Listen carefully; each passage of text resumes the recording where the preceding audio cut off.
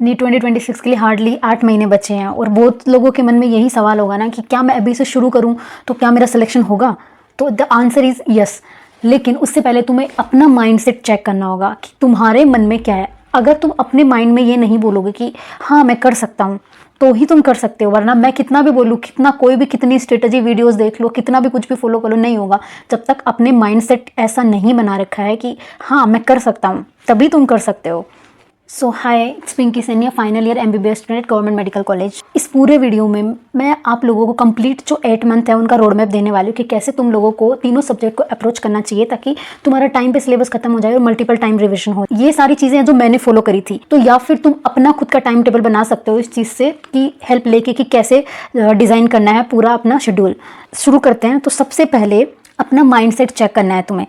तो अगर तुम बैठे बैठे बुक्स के सामने ये सोच रहे हो कि यार मैं तो बहुत लेट हो गई है, मैं बहुत लेट हो गया, अभी स्टार्ट करूंगा तो कैसे होगा सारी चीज़ें, ठीक है। तो सबसे पहले अपना ये जो टाइम वेस्ट कर रहे हो ना सोच सोच के, पहले इसको ख़त्म करो, क्योंकि तुम्हें ये रियलाइज़ हो कि हाँ मुझे करना है, ठीक है। तो वहीं से लग जाओ यार। तो सबसे पहले तुम्हें अगर नीट की प्रिपरेशन करनी है, नीट की एग्जाम देनी है, तुम्हें एक प्लेटफॉर्म पक्का चाहिए होगा, या फिर तुमने अब तक कोई कोचिंग खरीद ली होगी, या फिर फ्री में जो भी है प्लेटफॉर्म तुम्हें एक चाहिए। वो कुछ भी हो सकता है, मैं किसी को स्पेसिफाई नहीं करूँगी यहाँ पे कि तुम यही परचेस करो, ठीक है। अगर कुछ भी तुम लोग नहीं अफोर्ड कर पा रहे हो तो यूट्यूब है, लेकिन मैं ये गारंटी भी नहीं देती कि हाँ तुम यूट्यूब से पढ़ लो तुम्हारा हो जाएगा, ठीक है। ऐसा भी नहीं बोल रही कि यूट्यूब से नहीं होता, पर तुम्हें बहुत ज़्यादा कंसिस्टेंट, बहुत ज़्यादा फोकस्ड रहना पड़ेगा उस चीज़ के लिए, ठीक है। तो उसके बाद में और तुम्हें चाहिए स्टडी मटेरियल, जो भी तुमने प्लेटफॉर्म चूज़ करा है, या फिर तुम परचेज कर सकते हो, DPPs मॉड्यूल्स वगैरह हैं।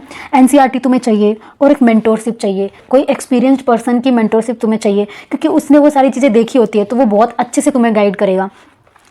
अब ये सारी जो चीज़ें चाहिए वो सब है तुम्हारे पास। नेक्स्ट, सिलेबस कवरेज प्लान तुम्हें अब बनाना है कि अपने पूरे सिलेबस को कैसे करना है।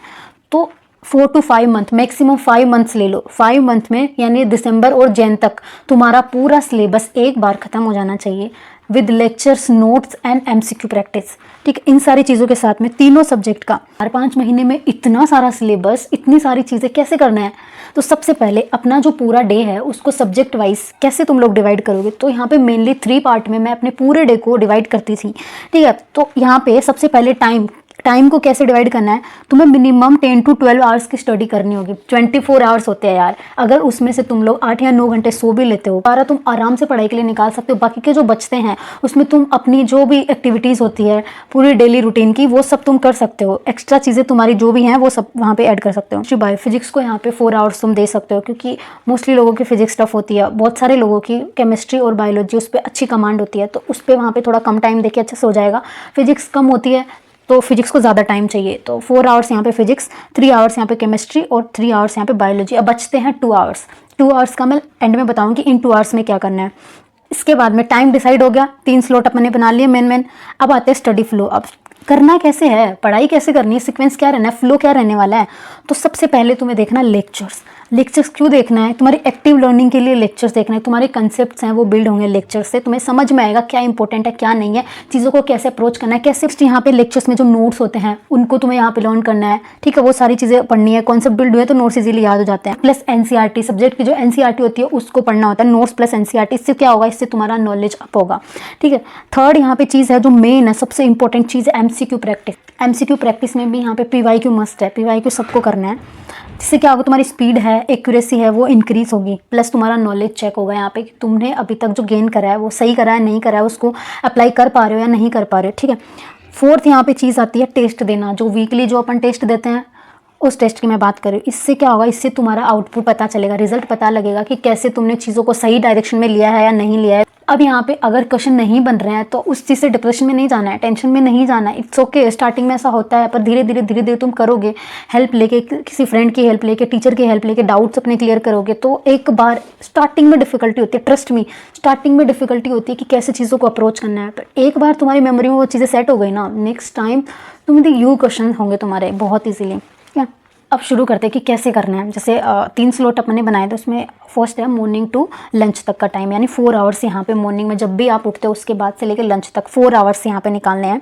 तो सबसे पहले डिफिकल्ट या फिर वीक जो टॉपिक है, किसी का फिजिक्स है, किसी का बायो, किसी का केमिस्ट्री, तो अपने अकॉर्डिंग देख लेना जो डिफिकल्ट है वहाँ से शुरू करना है। लाइक सपोज तुमने फिजिक्स से शुरू करा, फिजिक्स में मैंने जो चैप्टर डिसाइड करा है उसके लेक्चर देख लिए, वहाँ पे उसके नोट्स पढ़ लिए, MCQ प्रैक्टिस और PYQ प्रैक्टिस यहाँ पे करनी है, वो सारी चीज़ें हो गई। अब उसके बाद में आते हुए जो क्वेश्चन हैं उनको एनालिसिस करना है कि कहाँ पे क्या गलती हुई है। अब जो वीक चीज़ है, जहाँ तुमसे क्वेश्चन नहीं बन रहे हैं, जो चीज़ें तुम्हारी वीक है, नहीं हो रहे हैं, अब वहाँ पे उस चीज़ को तुम्हें इम्प्रूव करना है। थ्योरी से जाके उस पार्ट को देखो, उसको करो, जितने भी तुम्हारे जो डाउट्स आते हैं उन डाउट्स को क्लियर करो। प्लस ये सारी चीज़ें करने के बाद में उस पूरे चैप्टर में तुम्हें पता लग गया कि कौन से टाइप के क्वेश्चन बन रहे हैं, किस तरह के कॉन्सेप्ट आ रहे हैं, तो अब तुम वहाँ से शॉर्ट नोट्स बना सकते हो, 1 पेज या फिर 2 पेज पर चैप्टर।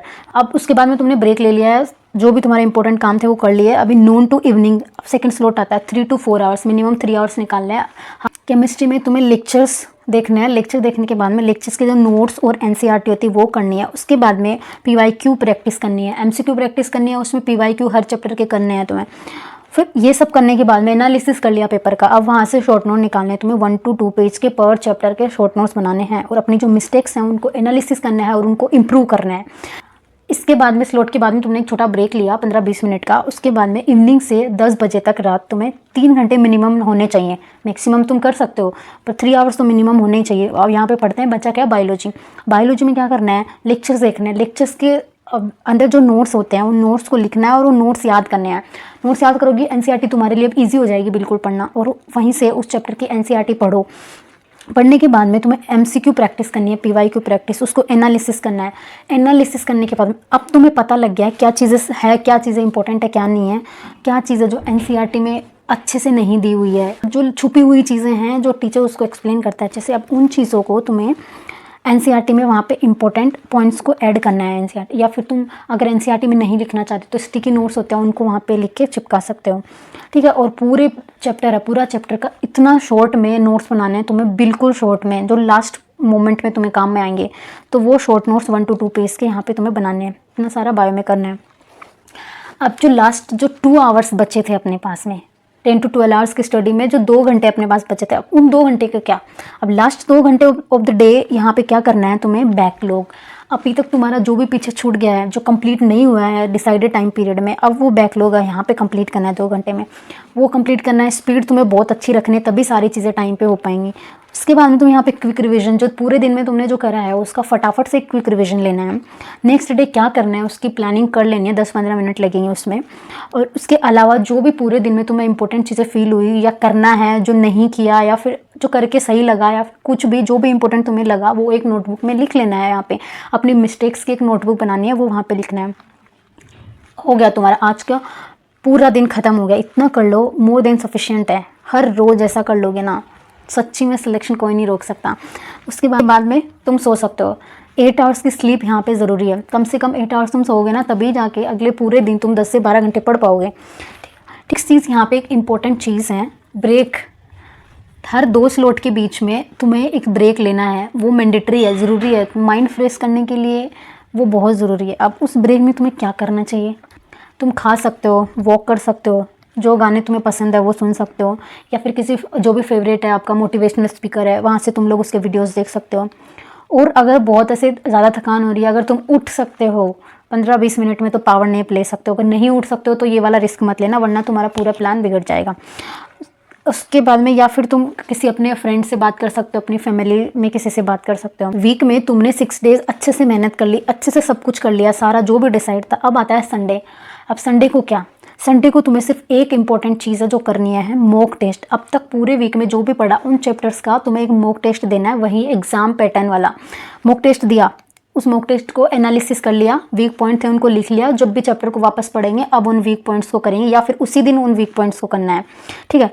उसके अलावा अब संडे के दिन पूरा टाइम बचता है तुम्हारे पास। इसके बाद में तुम अपनी सेल्फ केयर कर सकते हो, बाहर जाके मूवी देख सकते हो, अपना फैमिली टाइम स्पेंड कर सकते हो, या फिर वॉटेवर जो भी तुम्हें अच्छा लगता है वो तुम कर सकते हो। अब पूरे 5 महीने कंप्लीट हो चुके हैं, तुम्हारा सिलेबस एक बार बहुत अच्छे से हो चुका है। तुम्हारे पास शॉर्ट नोट्स भी है, तुम्हारे पास डिटेल नोट्स भी हैं, तुमने MCQ प्रैक्टिस भी कर ली है, तुम्हारे पास हाईलाइट करी हुई चीज़ें हैं, मार्क करी हुई चीज़ें हैं, सब कुछ है तुम्हारे पास। अब तुम्हें करना है 6 मंथ की प्लानिंग। यानी सपोज़ तुम्हारा जन में ख़त्म हो गया, मिड जन में ख़त्म हो गया, अब तुम्हें 6 मंथ यानी अगले 30 to 35 डेज़ में तुम्हें कंप्लीट तीनों सब्जेक्ट का एक रिवीजन करना है, क्योंकि तुम्हें सारी चीज़ें पता है पहले से, तो अब रिवीजन जल्दी होगा। तो कंप्लीट रिवीजन करना है उसमें फुल सिलेबस का, ठीक है। अब वो रिवीजन कहाँ से करना है, तुम्हारे पास जो नोट्स हैं वो प्लस सीधा MCQ प्रैक्टिस, नोट्स पढ़ो MCQ प्रैक्टिस करा, ठीक है। हर एक सब्जेक्ट के हर चैप्टर में जो जो वीक पॉइंट है तुम्हारे, उन पे फोकस ज़्यादा करो, उनको अच्छे से करो। उसके अलावा मोस्ट इंपॉर्टेंट चीज़ है, हर वीक फुल सिलेबस का टेस्ट देना है, जो वीक पॉइंट है लिखना, उस टेस्ट को एनालिसिस करना है, अपने मिस्टेक्स को इम्प्रूव करना है। 6 मंथ यहाँ पे कंप्लीट हो जाता है, बहुत अच्छे से सिलेबस एक बार रिवाइज कर लिया है। अब आते 7 to 8 मंथ, अब लास्ट के 2 मंथ बचे हैं। अब इन 2 मंथ में फाइनल रिविजन करना है अच्छे से, ठीक है। अब रिवाइज करना है, कंटेंट को रिवाइज कहाँ से करना है, जो शॉर्ट नोट्स तुम लोगों ने बनाए हैं ना मेहनत कर करके, वहाँ पे वो शॉर्ट नोट्स पढ़ने हैं। प्लस बायो केमिस्ट्री है, इसके लिए तुम्हें NCERT भी पढ़नी है, शॉर्ट नोट्स पढ़ो और NCERT की रीडिंग लगाओ। और जो लास्ट 20 ईयर्स है, मिनिमम 20 ईयर्स के जो PYQ हैं, वो PYQ तुम्हें यहाँ पे सॉल्व करने हैं सारे। प्लस वीक में 2 फुल सिलेबस मॉक टेस्ट देने हैं, मस्ट है। और जो प्रैक्टिस करनी है, मॉक टेस्ट कैसे देने हैं, बिल्कुल एग्ज़ाम के जैसे सिचुएशन क्रिएट करके। ये सारी चीज़ें करने के बाद कुछ पॉइंट्स है जो तुम्हें याद रखने हैं, जो अपनी प्रिपरेशन के टाइम जो मैंने मिस्टेक करी थी वो तुम लोगों को नहीं करनी है। Like don't break consistency and flow.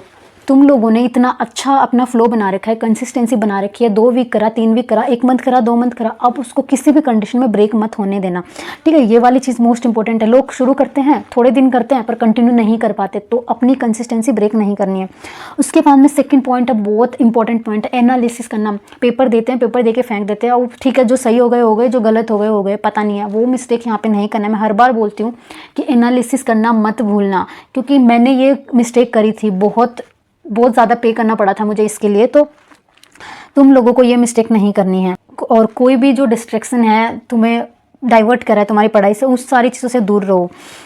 और एक चीज़ है जो तुम स्टाइल में हेल्थ और फिटनेस केयर तुम लोग यहाँ पे ऐड कर सकते हो, तुम्हारा माइंड फ्रेश रहेगा, अच्छा तुम्हारा प्रोडक्टिव डे होगा और अच्छा आउटपुट मिलेगा, ठीक है। तो ये सारी चीज़ें तुम्हें करनी है। और अगर सच में करना है ना, सच में भूल जाओ कि तुम्हारे आसपास कुछ भी एग्जिस्ट नहीं करता। तुम्हारी बुक्स, तुम्हारी प्लानिंग, तुम्हारी एग्ज़ाम, तुम्हारी नीट 2026 की एग्ज़ाम, और वो टाइम, वो 3 आवर्स जिसके लिए तुम पूरी साल भर मेहनत करोगे।